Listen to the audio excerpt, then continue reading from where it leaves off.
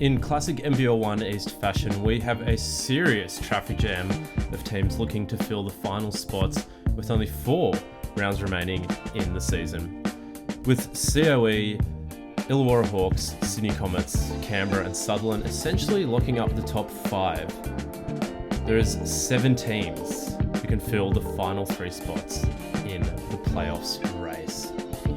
Let's break down who could fill those spots. Welcome to 2 Feet into Pain.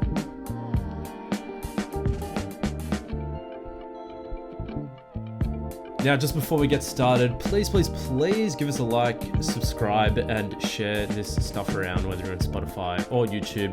Okay, that's the begging done. Let's have a look at some of the teams that could fill those final 3 spots and make it into the finals.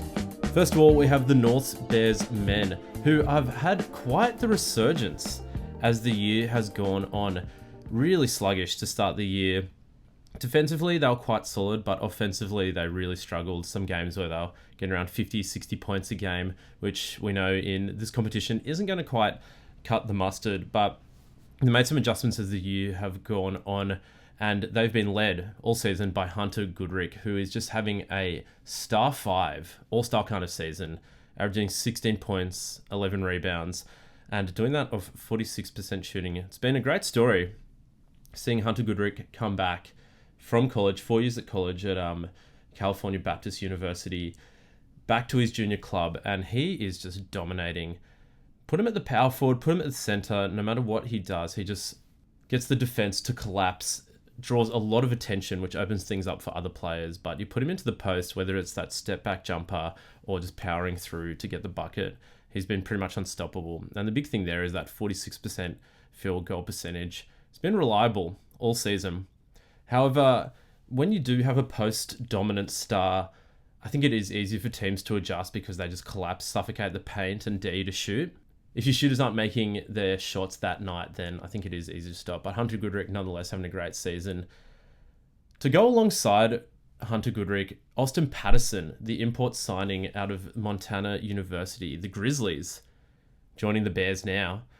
Austin Patterson has been a huge difference maker. Joined the team about halfway through the season. He's averaging 16 points per game, and whether he's been running the point guard or in the 2 guard position, he's been a consistent scorer. And what we're talking about just a little earlier with Goodrick and the other bigs of North taking up a lot of attention in the paint, having shooters like Austin Patterson has really kept the defenders honest, and just having that player who has played at the elite level in college and can reliably get you about 15 to 20 points a night makes a huge difference. And it does open things up for all the other players as well. But I think the big question for Norths going forward is, can Iggy continue to go to the next level? Iggy Mitchell, that is, who's coming off about 2 years of injuries. And it was tragic to see because Iggy Mitchell, 3 years ago with Norths, was one of the best players, not just on the team, but in the competition as well. He's coming off development seasons with the Sydney Kings and looking like his career was really on the up. It's been great to see him back out on the floor, and last weekend had 19 points against Newcastle, averaging 10 points and 5 rebounds on the year. And I think that's starting to edge up slowly. You can see game in, game out, he's got his confidence back. We know he can drive, and I think he's put a lot of muscle on as well, which has helped with his finishing. Maybe not as quick as he was before, but the shooting has really come a long way. He's already made more threes this season than he did in his first season in NBL1 East, and we've still got a few rounds to go. So I think having Goodrick, Patterson, and Iggy Mitchell as kind of your big 3, your big reliable scorers who will get you double figures, hopefully 20 points a game, has worked really well for the North Bears and helped them turn their form around. They've had some big wins over the last few weeks against Maitland, against Albury, a tight one against Newcastle as well, even though they did lose to Newcastle a little earlier in the year. So it just shows that they've made big adjustments, and that win over Newcastle was massive. They scored the most points they ever had in the season, and defensively looked great. I think they held Newcastle to about 35 or so points in the first half.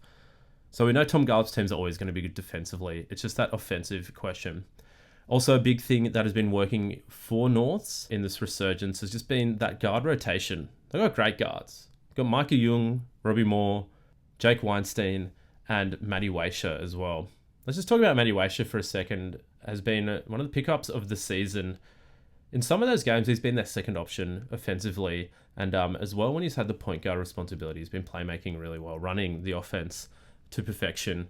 But then to have guys like Mikey, Robbie, and Jake as well, very team-first kind of players. They can space the floor really well. All three of them can play make. And especially for Jake Weinstein as well, he's been the X factor in some of these wins. They've had a great game against Maitland at the Federation Centre, which is a hard place to play, but he really was the X factor in that game.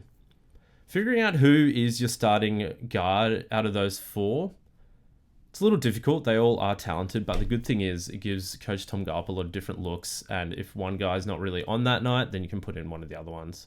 Moving into the paint now, Cooper Wilkes no longer with the team. I think going to sit out the rest of the season, but a big pickup for them has been Lockie Boffinger, and I got to say, he is looking great, very sharp, returning from college. His percentages have been through the roof, just finishing in around the ring, as crafty and athletic. I'm not be surprised to see a lot more dunks from him as the season goes along. But to have that complimentary piece, he's been coming off the bench. Complimentary piece though for Hunter Goodrick when he's on. Again, just gives Tom Akamarmoi another great look out there offensively and defensively, because now Lewis Holly's been starting at the center position, which has been great. Lewis has had a very good season, I think, in restricted minutes compared to the last two seasons, but he's really made the most out of those minutes that he has. I mean, as I said, he's starting now, but having that defined role of you're the hustle man, the screen setter, the finisher at the ring, I think has really worked for Lewis Holly. And he's impacting winning really, really well. And looking back to that form that we saw in the first season that he had in NBL1 East, and there's a lot more disciplined, I've noticed, with Lewis Holly under Coach Tom. So really managed to get the best out of the big man. And of course, always brings that energy and that attitude. The key changes, I think, for North, they need to make just to finish the season off and try to clinch one of those 3 playoff spots, is to play with a little more pace. Now, over the weekend, we saw them dominate the Newcastle Falcons, playing a pretty high-tempo game. I mean, 100 plus points, you don't get that from slowing things down. They do need to look to just keep that ball movement up, run the fast break, turn that defensive energy and the defensive pressure into fast break opportunities. They're second last in the league at the moment at field goal attempts, so I think they just need to kick the tempo up a little bit. But I think now that they've had a season to gel, you can really see that work that they put in the preseason, in the early parts of the season, is starting to pay dividends. It looks like all the players are starting to really figure into the system. And when it's on, it looks beautiful. It's a great system to watch. Moving on now, who Norths will be facing this weekend, the Manly-Warringah Sea Eagles. Consistency has been a little bit of an issue for the Manly Sea Eagles, but their triple overtime victory against Maitland last week, I think, is just going to be a turning point for them, and something that gives them the juice and the energy and the confidence to be able to finish this season strong. They've just been a bit hot and cold. They've beaten some big teams like Sutherland, but then lost to other big teams like Illawarra and Canberra. I think it's taken them a while to adjust with a bit of that player movement in the off-season, but a player that's come in has really shown his worth is Preston Purifoy to go alongside Matt Eldridge in that front court. Preston's averaging 17 points per game and is looking almost unstoppable. He's a strong player, but can also shoot the three as well, which I think really opens things up for the team. But one thing that I do wonder is if Preston coming into the team has cramped Matt Eldridge's style a little bit. Matt's gone from 17 points, 12 rebounds to 10 and 7.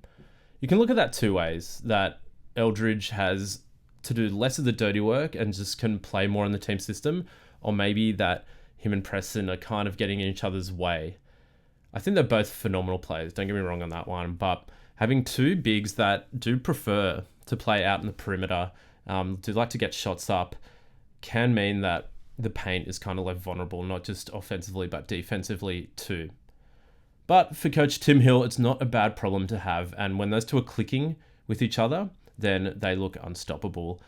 Two beasts in the paint and on the perimeter as well. But we'd like to see Matt Eldridge maybe just get into the paint a little more and let Preston operate on the perimeter. But of course, with both of those guys, you can run pretty good pick and roll sets out of them if they're going to pick and pop or pick and roll. It's always a pretty high percentage shot and opens things up for their guards.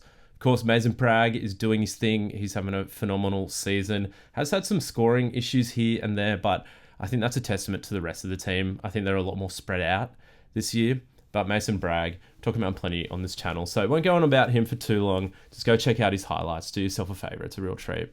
But his backcourt partner, Isaiah Lee, is really starting to kick in a gear. Another great homecoming story this season, Isaiah Lee coming back into the fold for the Manly-Warringah Sea Eagles, his junior club. After spending some years up north, he's been a great pickup and dropped 34 against Maitland. Again, that isn't a triple overtime victory, but I've got to say, still dropping 34 points in a game is super impressive. And the game before that, dropped 23 against Canberra. So that's huge for Isaiah Lee. Really got his eye in, and I think now he's started to fit into that Manly system quite well. There's big shoes to fill at the start of the year with Jonas Harper moving on, who I think brought a lot more to Manly than we maybe gave him credit for and really helped them with their success last year. But I think Isaiah Lee, a different style of player, but is now really come into his own for his junior club. So keep an eye out for Isaiah Lee. He's going to be big as the season wraps up. And a big shout out to two of their more complementary players, Jamie Munro and Steph Valkovich. Both of them averaging around 10 points per game, but have spaced the floor really well. Manly don't really need more scorers when you got Purifoy, Eldridge, Lee and Bragg.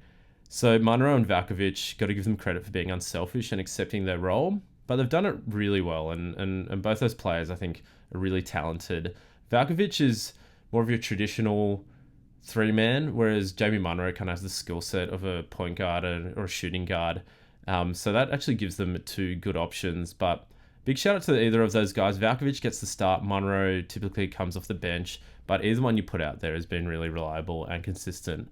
So let's look at the key changes Manly maybe needs to make to really solidify that spot in the playoffs. They've got a tough road ahead of them with Newcastle and North this weekend, so it's going to be a big test. But I reckon they can get the cookies in both games. We'll see. It's going to be super, super tight.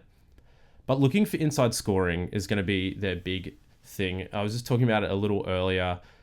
I think they're third last in 2-point percentage this season. But on the flip side, a third in 3-point percentage. So the shooting's definitely not an issue for the Manly-Warringah Sea Eagles, but when it comes to the tighter end of the season and into the finals, you can't rely on the three as much. You've got to look to be able to pound it inside the paint. But it shouldn't be too difficult to make those adjustments. Again, we'd love to see Matt Eldridge get into the post a little more. Preston Purifoy look to get downhill a little more. Mason Bragg's an absolute wizard out there. So if you get in the paint, he'll find you. Whether that's off dribble penetration and a jump off, whether that's off a pick and roll action, or whether that's looking to kick it out to the wings, then look for that entry pass. Mason Bragg will get you sorted. So if Manly can step up their scoring on the inside, that'll put a little more pressure on defenses, and again, as we always say, that'll open things up for shooters, which they have plenty of as well, with players like Munro, Valkovich. This weekend, the Sea Eagles will face the Newcastle Falcons. Let's talk about the Newey Falcons. 7-8 at the moment, so just hanging in there. Only one win behind Manly and Norths, so they've got a big task ahead of them this weekend. It's going to be a great weekend, ladies and gents. Just really tune in. Make sure your Wi-Fi connection's great. Or get out to games. Newcastle started the season very slow with 3 losses, but then managed to flip it around. Got 3 wins on the trot, and they have won 4 out of their last 7 games. So hot and cold form, but still trending upwards. The big thing that stands out for the Newcastle Falcons, though, is they've beaten some big teams this year. They've beaten Illawarra, they've beaten Maitland Mustangs, they've beaten the Gunners, they've beaten Bankstown, and they almost beat the Centre of Excellence. Of course, last week they had a pretty rough result against Norths on the Saturday, then bounced back to beat Penrith, who really are no pushovers this year, the Penrith Panthers. So Newcastle showing their resilience and still maintaining that record just to hang around there in the playoff push. As usual, Myles Cherry and Ryan Beisty are doing their work. We talk about them a lot on this channel, so I won't go into it too much, but Myles Cherry averaging 16 points, 10 rebounds this season. Ryan Beisty doing what he does, 15 points, 10 rebounds, and that's not to overlook as well. His playmaking works really well for the Newcastle Falcons. So they've got those two bigs, consistent performers. But as we said earlier with Hunter Goodrick, and relying too much on your big man, even though Ryan Beisty can space the floor, it is easy to shut down, I think, players in the paint. You can collapse and just pray that the team's not going to shoot very well, which is what happened against Norths, essentially. A player having a breakout season, though, is Kobe Shannon, who's really stepped up week in, week out. Kobe Shannon gone to the next level and really stamped his claim in that starting lineup. Athletic, dynamic player, and his shooting is looking really sharp this year as well. So Kobe Shannon's been a big part of their success this season, as well as EJ Stevens, who's really kicked into gear as the season goes along. I think struggled at the start of the year, just first few games, getting used to the system, getting used to the league, doing it with efficiency, which is huge from your import. And they really need him shooting as much as he can. I think he can be the difference man for this team. And so can Leo O'Boyle. In that North game, he was one of the few players who really stepped up. But it's interesting to see him coming in that sixth man position, which is kind of unusual for your import to be bringing them off the bench. But tactically, it's worked quite well, bringing Leo O'Boyle off the bench. I wouldn't be surprised, though, to see him inserted into the starting lineup. Not too sure where, with Shannon and Stevens in relatively good form. Bringing Leo O'Boyle off the bench is just a secret weapon. I think Coach Morgan can use to surprise teams a little bit and try get him a run around against your backup players from the opposition. But I wouldn't be surprised, though, to see Leo O'Boyle back in the starting lineup soon. And this brings us to the key changes I think the Newcastle Falcons got to make. I think they need to trust Jaidyn Goodwin a lot more. They've got a lot of options out there offensively, but giving Jaidyn Goodwin the keys to the offense and just letting him run it, I think will make a big difference.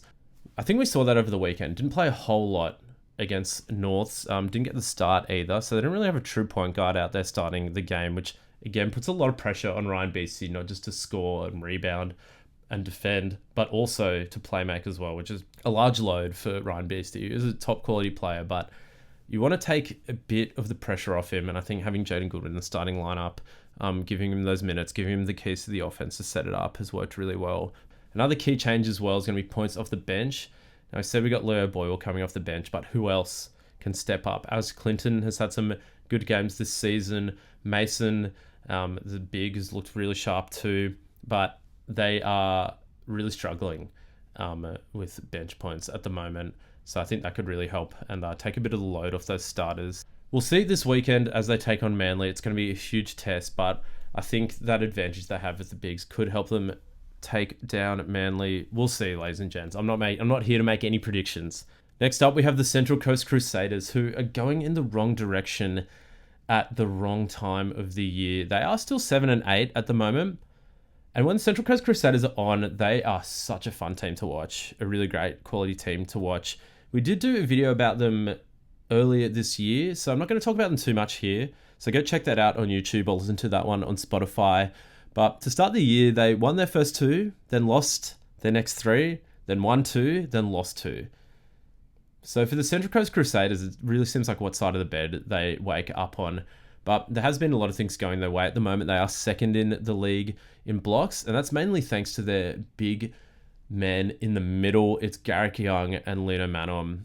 So Garric Young averaging 18 points, 11 rebounds, and still my pick for Defensive Player of the Year, at least in the bigs department. I don't know. There's a lot of great defenders in this league, but Garric Young has shown in, night out, that he is just elite defensively, but also offensively. He's been carrying a lot of load for this team. And we'll listen to an interview with Coach Miko as well. It can be sometimes tough for the imports to fit in to the style of Australian basketball. It's a lot more team orientated. So when imports come in, one thing they do provide is that kind of X factor scorer that you need when your team really needs a basket or just needs to get out of a slump.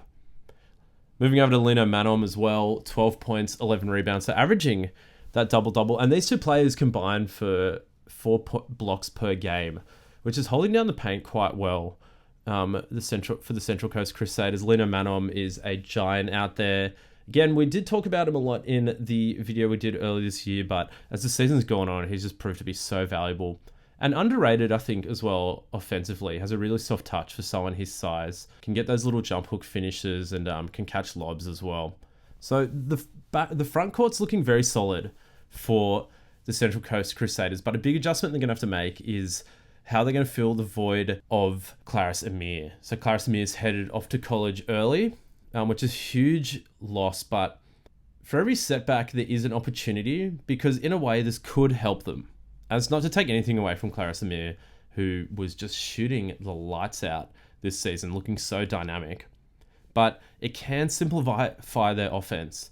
And I think it's going to really help define the roles for players like Luke Cassidy and Ilisia Washington as well. So Ilisia Washington, I think he's going to get a lot more shots in the game. He's going to become their primary offensive option on the perimeter, at least. And I think that's not a bad thing. Because I think sometimes for the Central Coast Crusaders, there's maybe too many cooks in the kitchen. So they'll stagnate the ball a bit. Wouldn't be fluid on offense. It was kind of your turn, my turn. But I think for Ilisia Washington now, he clearly becomes that primary scorer. And he can do it as well. He's a sensational player. And Luke Cassidy is a very capable point guard. He'll set up the team, but maybe he can kick up the scoring a bit. We know Luke Cassidy averaged 15 points per game a couple seasons ago, so he's definitely capable. Another factor with Amir moving on, though, is who fills in that 3 spot. Jamal Shoaib, we've always had huge raps on this podcast for, on this channel for. He's a great 3 and D kind of player. Plays with a lot of energy. And we saw that a couple weeks ago. Averagely popped off for 60 versus the Albury-Wodonga Bandits. The game had kind of been finished, but Jamal came on and almost made it competitive again. When he just had the green light, he was looking so sharp from 3-point land. I mean, sunk, I think, 3 or 4 in that game. So he's a great option to plug in.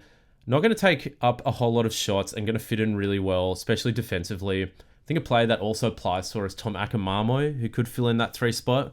Or even Isaac Wooler as well from their youth league team. More of a 2 guard, but I think if you're playing a little smaller, you could swish Washington into the 3 or Jamal or Tom into the 3 and have Wooler playing the 2. So there's plenty of options out there. As I said at the start of this segment, with Amir gone, again, it is a big loss, but that does open up opportunities and might simplify things a little bit for the Central Coast Crusaders. So looking at their key changes they need to make, I think it's just kicking up the intensity. If you look at the statistics, they're kind of middle of the table for everything. Blocks, points, assists, pace of play, points off the bench. So they've been solid, but not magnificent at any specific kind of part in their game. And I think that reflects in their record. I mean, 7 and 8, it shows that you've been doing some things right, but some things not great either. And I think a big part of that is going to be sharing the sugar and moving the ball around, keeping up that ball movement. As I said, Luke Cassidy, one of our favourite point guards in the league. I think you got to just double down on Luke Cassidy running that offense. Looking to open up things inside and outside for players. And if players can stick to their roles, which I think is another key change they made, just everyone sticks to their roles, they have really solid lineups they can throw out there and can kind of match it with any team. They're going to have a huge test this week, though, as they face the Sutherland Sharks. A real make-or-break game for the Central Coast Crusaders. Now we have 3 more teams left, but now we're moving down to a 6 and 8 record. And we're going to talk about the Maitland Mustangs. We're going to talk about them a little quicker because it is going to be a little harder for these next 2 teams to make the playoffs. But let's talk about the Mustangs, who are kind of in a bit of a slump at the moment. Again, that triple overtime loss to Manly was just not what they needed. They fought so hard in that game, and it really could have gone either way, but just demoralizing for them. And the big thing, I think, for them looking forward as a season is, can Mandrell Worthy hit his stride? He's an MVP-type player when he's in form. He's gone down from averaging about 23, 25 points per game last year with North to 15 points per game. So that's a 10-point shift in his points per game. Of course, I think that can be due to the fact that Mustangs maybe have a few more weapons than the Bears did have last year, so maybe sharing the ball around a little more. But we know Mandrell Worthy is capable of being a 25-point per game kind of player, and he can put a team on his back. We've seen this a few times, not just last year, but this year as well. When your team is down, give Mandrell the ball and get out of the way, which is very helpful in these must-win games and going into the finals. Chris Little is also having a great season. I've got to say, one of my favourite point guards to watch in the league. Stepping into that point guard position with Will Cranston out, or moving on, should I say.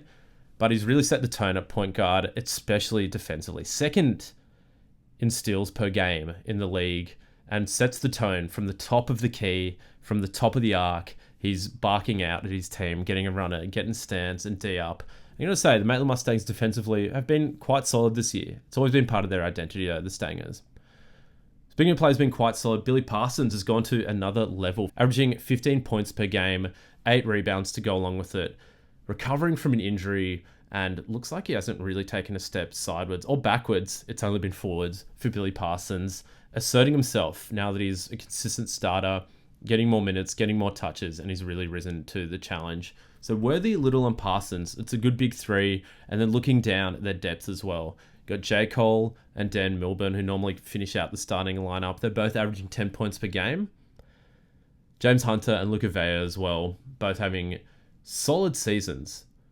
But for the Maitland Mustangs, it just hasn't quite clicked some games. I think they're making huge adjustments with those players missing, but I think coming off the championship, teams do kind of figure you out and you can maybe hit the wall.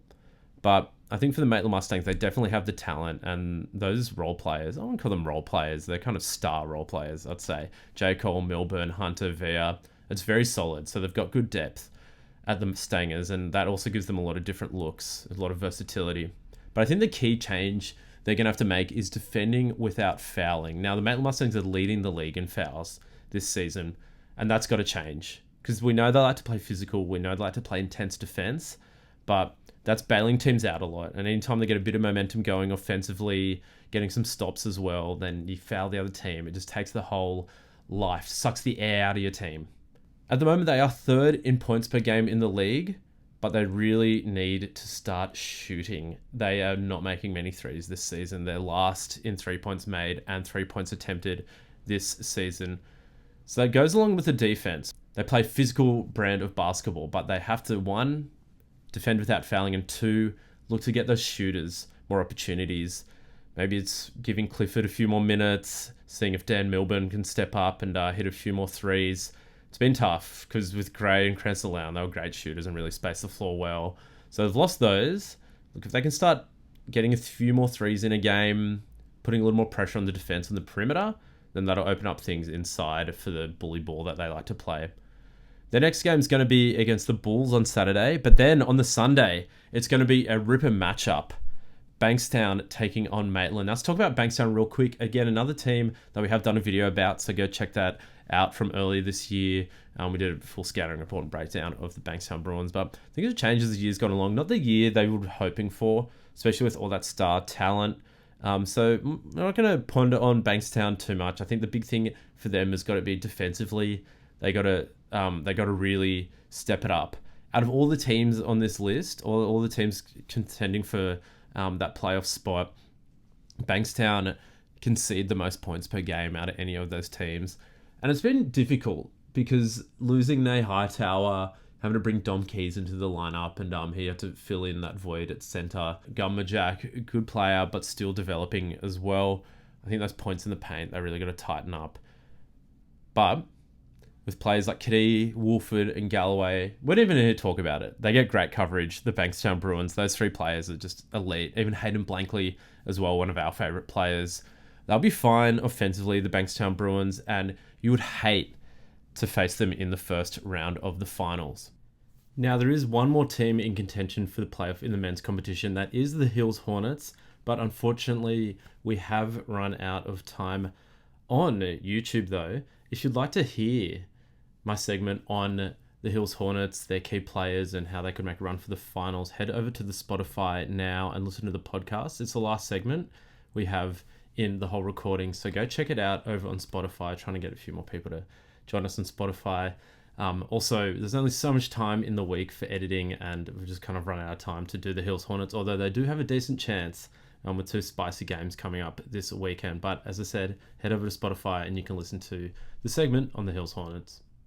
Friends and fans of the East, we have such a tight playoff race coming up, and that's not even looking at the women's competition. If we had time, we'll do a video on it, but keep an eye out for all these teams: Norths, Manly, Newcastle, Central Coast, Maitland, Bankstown, Hills. It's going to be a thrilling final 4 rounds, so you got to get out to these games, support your teams, tune into the live feeds as well if you can't make it out to the game. Get around the league, because this is, exactly why we love this game. So competitive, and goes to show that this competition has just gone to another level this season. Finally as well, again, please remember to subscribe, like, and share this stuff around. We do it for free. We don't make any money off this, and Still trying to balance full-time work as well. So we do this for love, we do it for passion, and we appreciate any support you can give us. But until next week, enjoy NBL1 East basketball. We'll see you next time.